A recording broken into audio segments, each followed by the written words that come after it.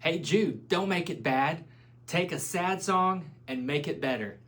I don't know much about the Beatles and their songwriting, but there's an odd similarity to their lyrics and the book of Jude, maybe with just a little bit different twist. Jude comes out of the gate and he writes this letter and said, hey, I'd like to make it good. I'd like to talk to you about salvation, but I got to change it up and talk to you about something that's kind of tough. I got to talk to you about contending for your faith as it relates to grace. And here's the bad news. The bad news is that there are people that are creeping into your life and into these small gatherings and ecclesias and small groups, and they're preaching a message that grace is just a loophole to live however you want. In essence, a license to sin. Now we all know, not just from the book of Jude, but throughout all the texts, that grace is the gift of God in Christ Jesus. But we know that when Jesus and grace gets a hold of us, it transforms us and lifts us higher.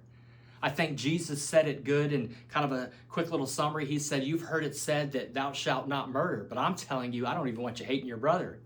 We understand that grace transforms us, lifts us higher, if you will. And so as he's dealing with this, he brings up this idea of a very intimate setting called love feast.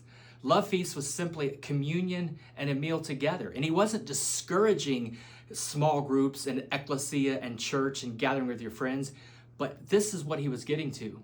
In essence, if you are going to outsource your faith to the pastor, to the church, to your friends, to the small group, to someone else and not take responsibility, you'll be sailing along and you'll find yourself hitting a hidden reef. And he says, it's like a love feast where there's a hidden reef, like rocks under the water, and you're sailing along and you hit that and it shipwrecks you.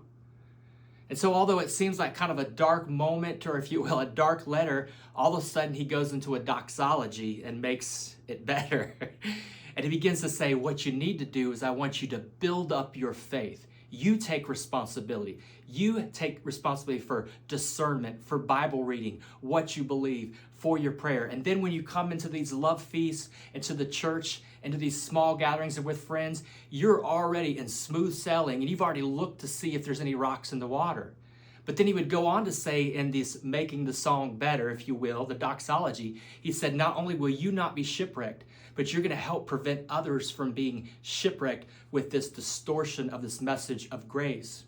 So much so that he said that you will actually help snatch people out of the fire of destruction. I don't know about you, but I don't want to outsource my faith anymore. I'm thankful for the ecclesia. I'm thankful for the small group. I'm thankful for my friends.